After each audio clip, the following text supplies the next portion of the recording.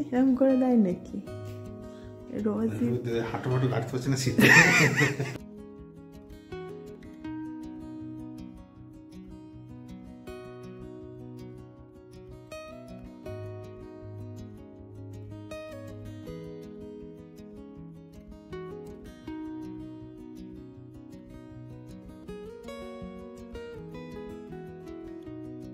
Hi guys, তো আজকে হচ্ছে 16 জান আর রাত 12টার সময় আমি আমার হাজবেন্ডকে তুলে এনে সারপ্রাইজ দিচ্ছি। দেখো, তো ওই কার্ডটা আমি আমার হাতে করে বানিয়েছিলাম আর ওর আর আমার হ্যান্ডমেড জিনিস আদান প্রদান করতে বেশি ভালো লাগে। এটার সাথে 7 বছর কমপ্লিট হয়ে গেল।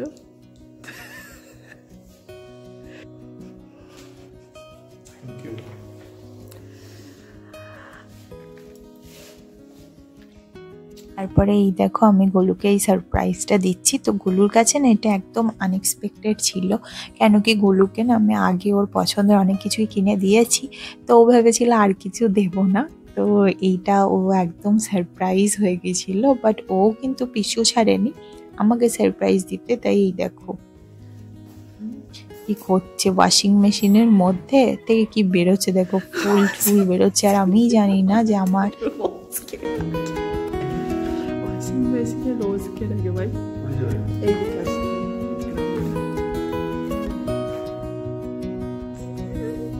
এরকম করে দেয় নাকি?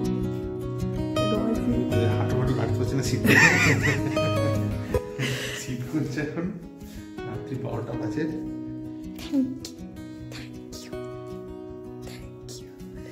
Happy anniversary.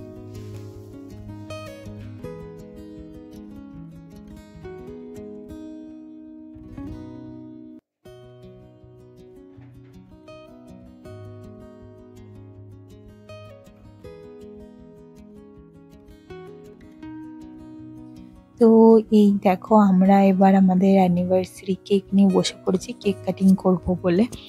আর দুটো বাচ্চাই নেই, একটা বাচ্চা ঘরে ঘুমাচ্ছে আর একটা বাচ্চা উপরে দাদু দিদানের সাথে ঘুমাচ্ছে।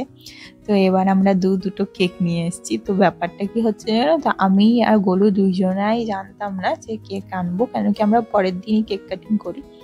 তো দুজনাই দুজনাকে সারপ্রাইজ দিতে কি দুজনেই সারপ্রাইজ হয়ে গিয়েছি। তাই দেখো এই ফার্স্ট টাইম আমরা আমাদের অ্যানিভার্সারিতে দুটো কেক কাটছি।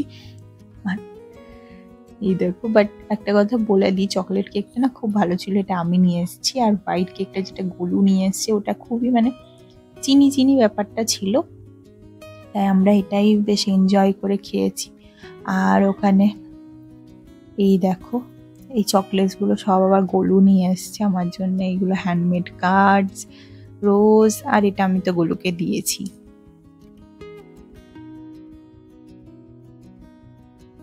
সো জানো গোলু এবার আমার অ্যানিভার্সারি গিফট হিসাবে কি দিয়েছে? ওর একটা দিন। আসলে এই গিফটটাই না আমার কাছে খুব প্রিসিয়াস। তো সকাল সকালে আমরা বেরিয়ে পড়েছি, চলে এসেছি কাটোয়া স্টেশনে, তারপর ট্রেনে করে চলে এসেছি বাঁশবেড়িয়া। আসলে ব্যান্ডেলের আগের স্টপেজ হলো বাঁশবেড়িয়া। বাঁশবেড়িয়ায় স্টেশনে নেমে টোটো ধরে আমরা চলে এসেছি হংসেশ্বরী মন্দিরে। টোটো ভাড়া মাত্র 10 টাকা। মন্দিরে আগেই তোমরা এরকম অনেক দোকানই দেখতে পাবে, যেখান থেকে তোমরা পুজোর সামগ্রী কিনতে পারবে। আমরাও এখান থেকে পুজো দেওয়ার জন্য ডালা নিয়ে নিলাম। এখানে তোমরা বিভিন্ন রেঞ্জেরই ডালা পেয়ে যাবে, শুরু হলো মাত্র 31 টাকা থেকে। আর এই দেখো আমার ডালাও রেডি, সো চলো। তো মন্দিরের দিকে যেতে যেতেই প্রথম যে জিনিসটা তোমাদের চোখে পড়বে সেটা হলো রাজবাড়ির গেট। এই দেখো রাজবাড়ির gate. Hi guys, welcome back to the channel, to a new vlog. আশা করি তোমরা সবাই ভালো আছো, আমিও ভালো আছি। আজকে 16 জানুয়ারি, ডিসেম্বর বলছিলাম, 16 জানুয়ারি আর আমাদের দুজনের অ্যানিভার্সারি। আর সকালবেলা অ্যানিভার্সারি গিফট হিসাবে হাজবেন্ড একটা ট্যুর গিফট করেছে। তো ফার্স্টেই আমরা চলে এসেছি বাঁশবেড়িয়া হংসেশ্বরী মন্দিরে। তো চলো পুজো দিই, দেন তোমাদের সাথে আবার কথা বলবো। আর এই দেখো এটা হলো মন্দিরে ঢোকার প্রবেশ পথ। আশেপাশে ওয়েদারটা না খুব সুন্দর, খুব মনোরম। আর এই দেখো এটা হলো মেন মন্দিরটা। সো মন্দিরটা দেখানোর আগে তোমাদেরকে না একটু মন্দিরের হিস্ট্রি সম্পর্কে বলে দিই। 1799 খ্রিস্টাব্দে রাজা নৃসিংহদেব এই হংসেশ্বরী কালী মন্দির নির্মাণের কাজ শুরু করেন, কিন্তু মন্দির নির্মাণ সম্পূর্ণ হওয়ার আগেই তিনি প্রয়াত হন। 1814 খ্রিস্টাব্দে তার বিধবা স্ত্রী রানী শঙ্করী দেবী এই মন্দির নির্মাণের কাজ সম্পন্ন করে। এই মন্দিরে আছে 13টি রত্ন ও মিনার, প্রতিটি না পুষ্পটিত পদ্মের ন্যায় নির্মিত। এই মন্দিরে ঢুকতেই তোমরা দেখতে পারবে একটি ফোয়ারা, যেটা এখন বন্ধ থাকায় ফুল দিয়ে সজ্জিত থাকে এন্ড খুব সুন্দর লাগে। আর পাশে যে কাউন্টারে আমি দাঁড়িয়ে আছি সেখানে পুজো দেওয়া হয়। আর এই দেখো, এটা হলো মন্দিরের গর্ভগৃহ। এই গর্ভগৃহের উচ্চতা 70 ফুট। সো অবশেষে আমরা মায়ের দর্শন পেলাম। এখানে তোমরা মায়ের ছবি বা ভিডিও নিতে পারবে, কিন্তু মায়ের সাথে সেলফি নিতে পারবে না। এখানে ভোগ প্রসাদের ব্যবস্থা আছে, তোমরা মন্দির কর্তৃপক্ষের সাথে কথা বলে কুপন কেটে ভোগ গ্রহণ করতে পারো। এই মন্দির খোলার সময় হলো সকাল 9টা থেকে বেলা 12:30, আবার দুপুর 2:30 থেকে সন্ধে 6টা পর্যন্ত। অন্য সময় এলে মানে মন্দিরটা তোমরা খোলা পাবে, কিন্তু মায়ের দর্শন কিন্তু বন্ধ থাকে। মায়ের দর্শন ওই যে টাইমটার মধ্যে বললাম ওর মধ্যেই তোমরা পাবে। আর এই দেখো মন্দিরে এরিয়াটা, মানে ভেতরে যে এরিয়াটা আছে এটা এইরকম। আর এইটা না আমার খুব ভালো লাগছে, এত সুন্দর ডিজাইন করা। আর তাছাড়াও এরকম ছোট ছোট অনেক মন্দির তোমরা ভেতরে দেখতে পারবে। এই হংসেশ্বরী মন্দিরের পাশেই আছে টেরাকোটা নির্মিত অনন্ত বাসুদেব মন্দির। আর এই দুই মন্দিরই ভারতীয় পুরাতত্ত্ব বিভাগ দ্বারা সংরক্ষিত। এই মন্দিরে কারুকার্যগুলো খুবই সুন্দর। মন্দিরের সামনে যে প্লেসটা দেখতে পাচ্ছ ওখানে তোমরা যেতে পারবে, কিন্তু এই যে মন্দিরের ওপরে ওঠার পারমিশন সবারই নেই। ঠাকুর মশাইরা শুধু যায়, দিয়ে পুজো করে চলে আসে।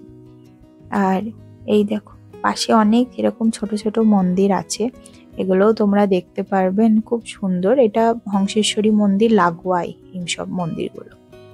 আর এই দেখো জাস্ট কি সুন্দর লাগছে না আশেপাশে।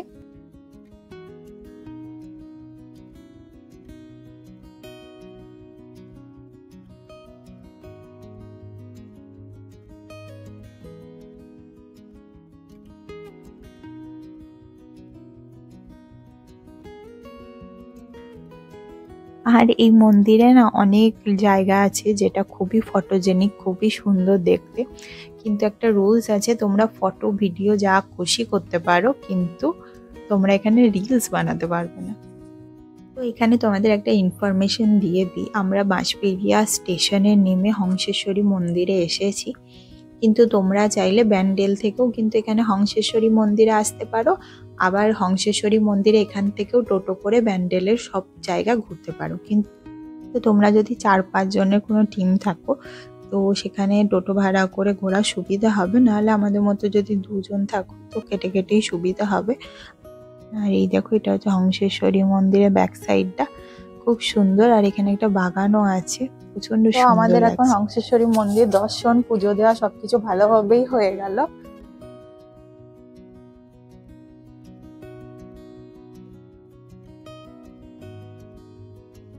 সো আমাদের মন্দির দর্শন কমপ্লিট, আর আমরা এখন বেরিয়ে যাচ্ছি টোটো ধরার জন্য, কেন কি নেক্সট ট্রেনটা ধরতে হবে। কেন কি বৃত্তান্ত সবকিছু আমি তোমাদেরকে ডিটেলসে বলে দেবো।